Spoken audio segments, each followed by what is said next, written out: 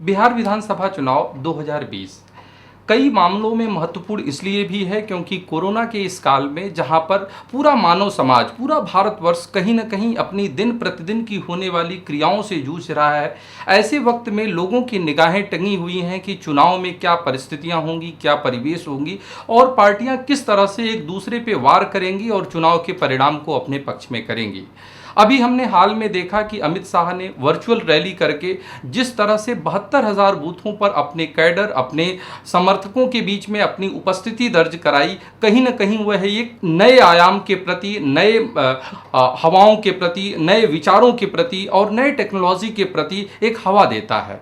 इससे बीच अगर आप बिहार को समझना है कि बिहार विधानसभा चुनाव है तो कुछ बिंदुओं पे हमें ध्यान देना होगा। पिछले कुछ दिनों में हमने तेजस्वी की कविता देखी, तेजस्वी की कविता की काउंटर करते हुए नीरज जी की कविता देखी, लालू की छल बल दल वाली कविता देखी और इन कविताओं के बाद अगर हम देखें कि किस तरह से वर्चुअल रैली में माननीय गृह मंत्री और भारतीय जनता पार्टी के पूर्व अध्यक्ष अमित शाह जी ने किस तरह मुद्दों को तूल दिया, किस तरह से लालटेन की तुलना एलईडी से किया, मुझे लगता है कि ये तमाम ऐसे मुद्दे हैं जिनके आधार पे इस बार बिहार के मतदाताओं के मन को रिझाने का प्रयास किया जाएगा। 20 लाख से ज़्यादा जो अभी तक रिपोर्टेड है, कहीं ना कहीं 20 लाख से ज़्यादा प्रवासी मजदूर जो अलग अलग प्रदेशों से बिहार में आए हैं, इनकी उपस्थिति भी बिहार के चुनाव परिणामों की तरफ एक बड़ा परिवर्तन की तरफ ले जाने की दिशा में कार्यरत दिखाई दे रही है। कहीं ना कहीं अभी सभी पार्टियों का रुझान इन्हीं मजदूरों के आसपास हो गया है, जो कुछ मामले में फ़ायदेमंद भी है। कहीं ना कहीं पार्टियां मजदूरों को संज्ञान में ले रही हैं और इनके लिए कुछ स्ट्रेटजाइज कर रही हैं कि कैसे इनका देखभाल अच्छी तरह से किया जाए। लेकिन एक व्यक्तिगत उम्मीदवार के लिए, एक पार्टी के लिए क्या वो चीज़ें हैं, क्या वो चुनौतियां हैं जो आने वाले चुनाव में सबसे महत्वपूर्ण रोल अदा करेंगी। सबसे पहले अगर हम वर्तमान सरकार की बात करें, भारतीय जनता पार्टी जेडीयू का जो गठबंधन की सरकार वहाँ पे चल रही है, उसको अगर हम बात करते हैं तो कुछ मुख्य चुनौतियाँ आती हैं। सबसे पहली चुनौती 15 सालों की एंटी इनकम्बेंसी। एक बड़ा अंतराल होता है, आप शासन में अच्छे हैं या बुरे हैं, यह एक डिबेट की विषय है, लेकिन जब लंबे समय तक आप सत्ता में होते हैं तो कहीं ना कहीं आपके ऊपर आंच आती है, आपके ऊपर सवाल उठते हैं और लोगों के मन में एक परिवर्तन की लालसा होती है, एक परिवर्तन की चाह होती है। एंटी इनकम्बेंसी के अलावा अगर देखें, हम जो बात कर रहे थे मजदूरों के पलायन की, कहीं ना कहीं 20 लाख मजदूर, जो प्रवासी मजदूर जो बिहार में आए हैं, आप सबको खुश नहीं कर सकते हैं और मुझे पूर्ण विश्वास है कि सब के सब खुश हुए भी नहीं होंगे। इन मजदूरों का क्या उद्वेग होगा और किस तरह से किस पार्टी के तरफ जाएंगे, यह भी एक बड़ा फैक्टर होगा। एक कहावत है, घर का भेदी लंका ढाहे। प्रशांत किशोर जो जेडीयू के प्रदेश उपाध्यक्ष रहे और लंबे समय तक पार्टी के सलाहकार रहे, आज वह बिना पेदी के लोटे की तरह कभी इधर और कभी उधर जा रहे हैं। मुझे लगता है कि अगर आरजेडी गठबंधन के साथ जाकर और तमाम वैसी चीज़ें जो स्ट्रेटजिकल होती हैं, वो संगठन की चीज़ हो, लोगों की चीज़ें हो, तो अगर शेयर करते हैं आरजेडी के साथ तो वह भी एक जेडीयू और बीजेपी गठबंधन के लिए मुख्य चुनौती है। सबसे बड़ी चीज़ें, चूंकि पिछले चुनाव में भारतीय जनता पार्टी और जनता दल यूनाइटेड का गठबंधन नहीं रहा, दोनों पार्टियां अलग अलग चुनाव लड़ी थी एक दूसरे के विरोधी के तौर में। इस बार थोड़ा सामंजस्य करना, रामविलास पासवान जी के साथ, नीतीश कुमार के साथ और भाजपा के साथ सामंजस्य करना भी लोकल स्तर पे एक प्रॉब्लम और एक चुनौती हो सकती है। अभी हम बात कर रहे थे बिहार में क्या चुनौतियां हैं। अगर हम चुनौतियों की बात करते हैं तो आरजेडी गठबंधन को अन्यथा नहीं किया जा सकता है, क्योंकि जिस तरह से पिछले लंबे वक्त से आरजेडी के तेजस्वी यादव सक्रिय राजनीति में हैं और कहीं ना कहीं नीतीश कुमार के हर कमेंट को रेक्टिफाई कर रहे हैं, उसको एक नई दिशा और दिशा दे रहे हैं, उनको अन्यथा नहीं किया जा सकता है। आरजेडी के लिए सबसे बड़ी चुनौती इस बार ये है कि लालू प्रसाद यादव की सहभागिता नहीं होगी, लालू प्रसाद यादव जी की चुनाव में उस तरह से इन्वॉल्वमेंट नहीं होगी जैसे पहले हुआ था। तो कहीं ना कहीं नीतीश कुमार को मात देने के लिए तेजस्वी हो सकता है कि इस बार अकेले पड़ जाएं। लेकिन इस अकेले पढ़ने की कोई समस्या नहीं है। अगर हम झारखंड के चुनाव में थे, झारखंड के चुनाव में कांग्रेस के गठबंधन के साथ हमने देखा कि किस तरह से वहाँ पे परिदृश्य बदले, परिस्थितियाँ बदली, परिवेश बदले। समस्या ये है कि नीतीश कुमार को टक्कर देने के लिए तेजस्वी को अपने सहायक दलों को, जो उनके अलायंस के पार्टनर हैं, उन सबको यूनिडायरेक्शन करना पड़ेगा, क्योंकि जितने दल उतने बल, सबके अलग अलग दिशा हैं, सबकी अलग अलग सोच है। तो सबको अगर तेजस्वी यादव कंबाइंड करके नहीं चल पाते हैं, कहीं ना कहीं जो है स्ट्रेटजाइज नहीं कर पाते हैं, तो वो एक थोड़ी सी समस्या आरजेडी के लिए भी हमें दिखती है। लोकल स्तर पर अगर देखें, अभी पार्टी काउंटर के आधार पे, काउंटर मैनेजमेंट के आधार पे चुनावी जीत की आधारशिला रखने की कोशिश कर रही है। हमने देखा कि वर्चुअल रैली, अमित शाह जी की वर्चुअल रैली को मिस्टर तेजस्वी यादव ने थाली बजाओ से काउंटर करने की कोशिश की। राजनीति में काउंटर होते हैं, इसको अन्यथा नहीं किया जा सकता है, लेकिन आपको ऐसे एक्टिविटीज़, ऐसे प्रोग्राम शुरू करने पड़ेंगे जिसमें सत्ता में बैठे सत्ताधीश भी आपके काउंटर करें।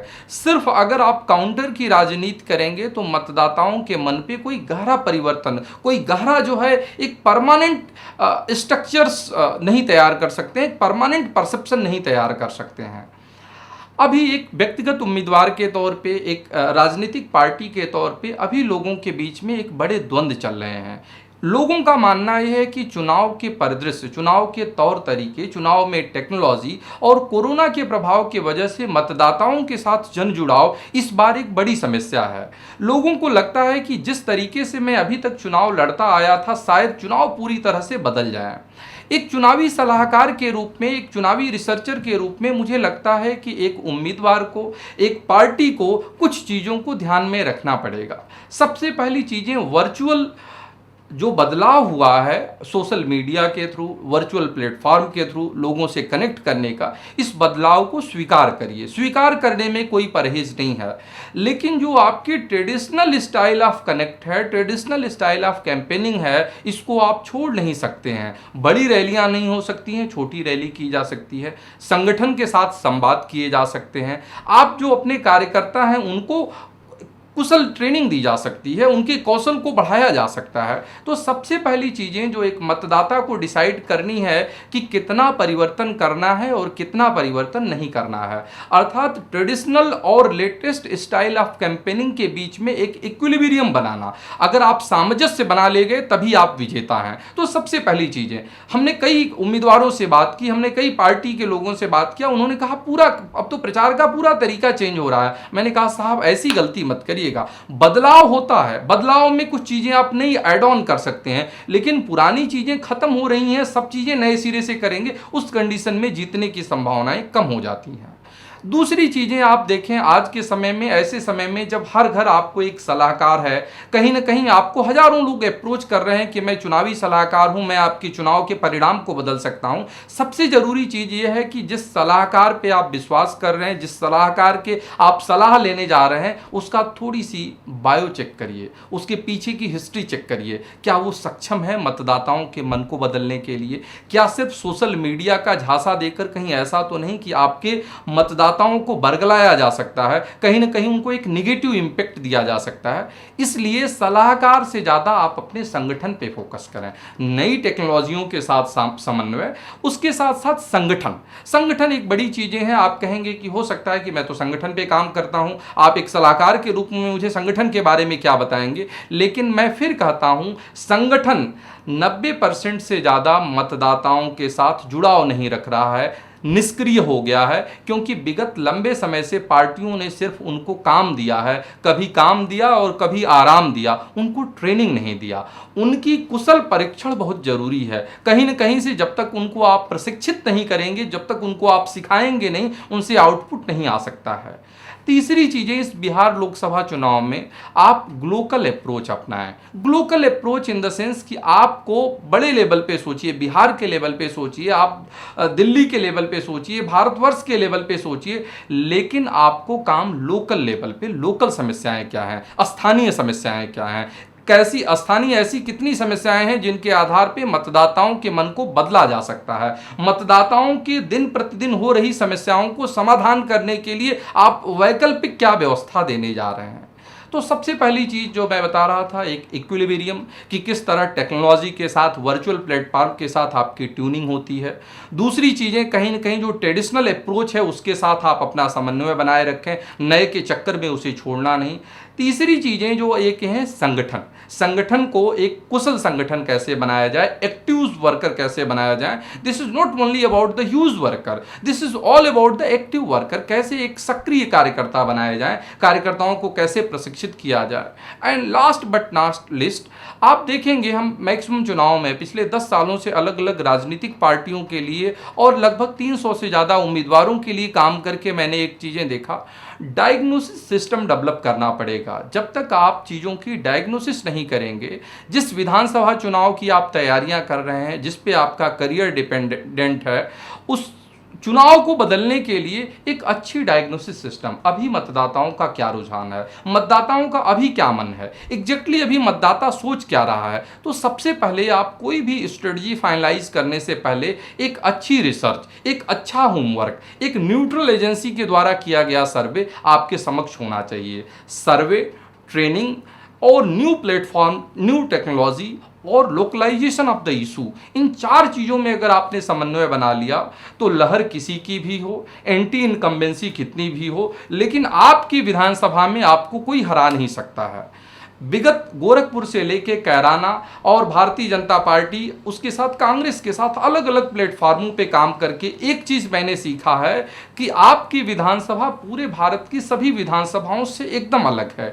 यहाँ पर किसी जयपुर के, दिल्ली के, गोरखपुर के XYZ के सलाहकारों की सलाह को आप कट कॉपी पेस्ट करके अप्लाई नहीं कर सकते हैं। न्यूनेस चाहिए। अगर सिवान में है, बक्सर में है, पटना में है, गया में है, तो आपकी सीट के लिए नई स्ट्रेटजी चाहिए, इनोवेटिव वेज चाहिए, न कि उन पुराने तौर तरीकों पे कि मोदी ने वो यूज़ किया था, अमित शाह ने वो यूज़ किया था, मुलायम सिंह ने यूज़ किया था, नीतीश ने यूज़ किया था, इसलिए मैं इसको यूज़ करा।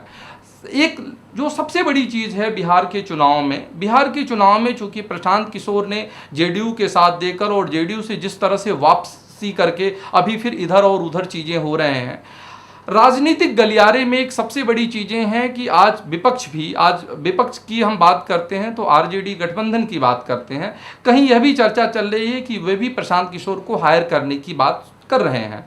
मेरा व्यक्तिगत मानना है कि आप किसी सलाहकार को न हायर करके अपना खुद एक सलाह का सिस्टम बनाइए। कंपनी नहीं है जो किसी सलाह से आप आगे बढ़ा रहे हैं, यह एक राजनीतिक पार्टी है। तो राजनीतिक पार्टी के लिए किसी दूसरे सलाहकार से अच्छा है एक सिस्टम बनाया जाए। हम अपने संगठन के लोगों को ही ऐसे सतर्क कर सकें, ऐसे जागरूक कर सकें, ऐसे ट्रेंड कर सकें कि वे खुद सलाहकार बन सकें। चूँकि मैं खुद एक सलाहकार प्रोफेशन में से आता हूँ, लेकिन हमारा ज़्यादा फोकस होता है कि कैसे लोगों को ट्रेंड किया जाए। आप अपने विधानसभा क्षेत्र के एक्सपर्ट हैं, आप अपने विधानसभा क्षेत्र के मास्टर हैं, आपकी विधानसभा पूरे भारत की विधानसभाओं में सबसे अलग है, इसलिए यहाँ पर कोई चीज़ें थोपी नहीं जा सकती हैं कि हमने वहाँ पे किया था साहब, यहाँ पे किया था, तो इन सब चीज़ों को मिलाकर हम बना देंगे।